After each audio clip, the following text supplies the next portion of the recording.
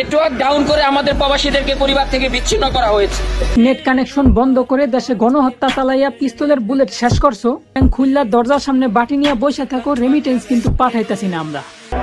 এক সপ্তাহে প্রবাসীরা দেশে রেমিটেন্স না দেওয়ায় অধিক কোটি পরিমাণ ডলার রিজার্ভ কমেছে।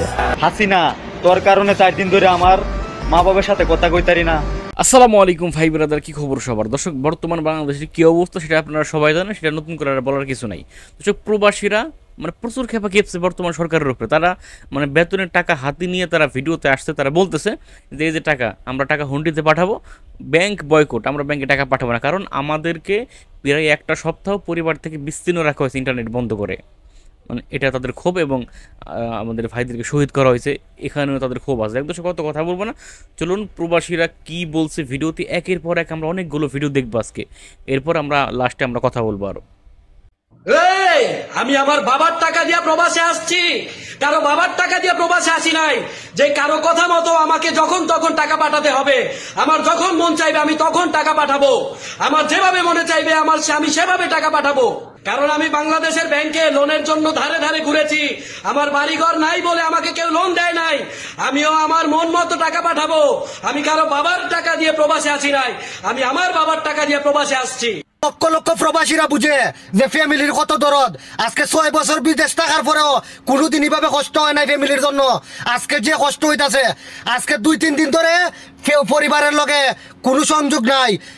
শুনে রাখো, যদি প্রবাসী ফ্যামিলিদের কিচ্ছু হইব, বাংলাদেশের যত আছে প্রবাসীরা মিলে তোমাদেরকে ভিক্ষার থালা হাতে দিয়ে রাস্তাঘাটে নেমে দেওয়া হবে। এক সপ্তাহে প্রবাসীরা দেশে রেমিটেন্স না দেওয়ায় অধিক কোটি পরিমাণ ডলার রিজার্ভ কমেছে। অর্থনীতি ডাউন হয়েছে। গত 3-4 দিন ধরে দেশে যোগাযোগ বন্ধ রয়েছে। যাই হোক, সব সময় ন্যায়ের পক্ষে কথা বলতে হবে। হোক না যুদ্ধ প্রবাস থেকে, ইনশাল্লাহ বিজয় আমাদেরই হবে। মাত্র 1 সপ্তাহে কিন্তু বাপ দেখা শুরু হয়ে গেছে। ইতিমধ্যে প্রবাসী ভাইদেরকে অনুরোধ করা হচ্ছে কি রেমিটেন্স গুলা দেশে পাঠানোর জন্য। এই দেশের এক্সচেঞ্জ গুলা খালি পড়ে আছে, কোন প্রবাসী ভাই রেমিটেন্স পাঠাইতেছে না।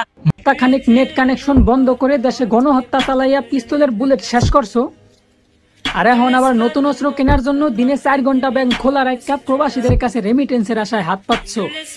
বাহ, খুব সোয়াবের কাম করছো। তো প্রবাসীদের পক্ষ থেকে একটা কথা বলে শুনে রাখো, তোমরা দিনে 4 ঘন্টা না, যদি মাসে 30 দিনও ব্যাংক খুললা দরজার সামনে বাটি নিয়ে বসে থাকো, রেমিটেন্স কিন্তু পাঠাইতেছি না আমরা। তাতে প্রবাসীদের কোন ফালাইও তোমরা। এই যে দেখেন প্রবাসীদের খেলা, দেখেন মালয়েশিয়া রেমিটেন্স দেখে নেমে গেছে, ভবিষ্যতে আরো নিচে নেমে যাবে, কারণ সামনে বেতন আসতেছে। আরে শতানের বেচারে ঢাকা শহর ছড়ি গেছে কেন বাংলাদেশে? এটা তো জানি, আমরা জানি আমাদেরকে লাগবে, দরকার, সেটা আগে ভাবা উচিত ছিল না। এখন ভেবে আর লাভ নাই, প্রবাসীরা অনেক কঠোর হয়ে গেছে এখন বর্তমানে। হাসিনা, তোর কারণে 4 দিন ধরে আমার মা বাবার সাথে কথা কইতারি না, ভাই বোনের সাথে কথা কইতারি না। তুই নেট বন্ধ করছস, আমরা প্রবাসীরা সবাই মিল্লা অর্থনীতি বন্ধ কইরা দিমু। আমরা সকল প্রবাসীরা দেশে রেমিটেন্স পাঠাবো না, দেখি হেলমেট বাহিনী কতদিন দেশ চালাতে পারে। সকল প্রবাসী ভাই একমত কিনা কমেন্টে জানাবেন। আসুন আমরা সবাই একমত হই, আমরা দেশে রেমিটেন্স না পাঠাই, দেশে টাকা না পাঠাই, ব্যাংকে টাকা না পাঠাই, দেখি হেলমেট বাহিনী কতদিন দেশ চালাতে পারে। সবাই একমত কিনা কমেন্টে জানাবেন। নেটওয়ার্ক ডাউন করে আমাদের প্রবাসীদেরকে পরিবার থেকে বিচ্ছিন্ন করা হয়েছে।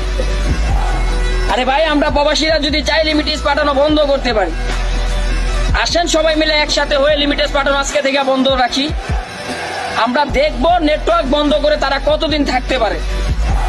একটা কথা মনে রাখবি, আমরা প্রবাসী, আমাদের সাথে যদি রাখ দিয়ে আসোস তাহলে কিন্তু পুরা ছারকার হয়ে যাবি। আরেকটা কথা, আমার ভাই ও বোনেরা, তোমাদের পাশে হয়তো থাকতে পারি নাই, রাজপথে নামতে পারি নাই, কিন্তু একটা কথা মনে রাখবে, আমরা প্রবাসীরা প্রবাস থেকে তোমাদের জন্য আন্দোলন করব। তোমাদের জন্য দোয়া লইল। কেউ প্রবাসী ভাইয়েরা আওয়াজ তোলেন না কেন?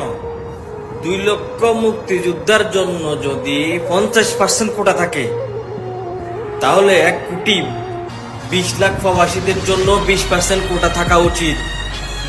মুক্তিযোদ্ধারা দেশ স্বাধীন করে গেছে, আর প্রবাসী রেমিটেন্স যোদ্ধারা দেশকে অর্থনীতিতে সচল রাখতেছে, দেশ চালাইতেছে। সবাই আওয়াজ তোলেন। ছাত্র ভাইয়েরা, আপনাদের সাথে আমরা রাজপথে থাকতে পারলাম না, প্রবাস থেকে আপনাদের জন্য ভালোবাসা ও দোয়া রয়ে গেছে। আপনারা জয় হবেন ইনশাআল্লাহ, ইনশাআল্লাহ। দর্শক আপনারা দেখতে পেলেন, আমি একের পর এক ভিডিও আপনাদেরকে দেখালাম যে প্রবাসীরা মানে কে কি বলতেছে। মানে প্রবাসী যদি 100 জন থেকে থাকে, তার ভিতরে আপনার 99 জনই টাকা হুন্ডিতে পাঠাবে, তারা 99 জনই মানে আমাদের বর্তমান সরকারের উপরে তাদের ক্ষোভ যে আমরা টাকা হুন্ডিতে পাঠাবো, কারণ আমাদের ভাইদেরকে শহীদ করা হয়েছে এবং আমাদেরকে প্রায় 1 সপ্তাহ আমাদের পরিবার থেকে বিচ্ছিন্ন রাখা হয়েছে। হ্যাঁ, দেখতেই পেলেন যে প্রবাসী ভাইদের কার কি মতামত। যাই হোক দর্শক, আর আপনারা ইতিমধ্যে আরও কিছু ভিডিও দেখতে পাচ্ছেন যে আমাদের মাননীয় প্রধানমন্ত্রী বারবার তিনি ক্যামেরার সামনে আসছেন এবং তিনি অস্ত্র ধরাচ্ছেন শহীদদেরকে নিয়ে একবার, এবং এই মেট্রো রেল ভাঙচুর করা হয়েছে, মানে সব বিষয় নিয়ে তিনি আর কি একটি কান্নাকাটির মতো অবস্থায় আছেন সবসময় আর কি। যাই হোক দর্শক, আপনাদের মতামত লিখবেন কমেন্টে আসলে কি হচ্ছে দেশে এবং সামনে কি আরও কিছু হতে পারে কিনা দেখবেন মতামত। এবং প্রবাসীরা যদি রেমিটেন্স না পাঠায় তাহলে বাংলাদেশের অবস্থা হয়তো শ্রীলঙ্কার চেয়েও ভয়াবহ হয়ে যাবে। ভালো থাকবেন, সুস্থ থাকবেন, আপনার মতামত আপনি কমেন্টে জানিয়ে যাবেন। আসসালামু আলাইকুম।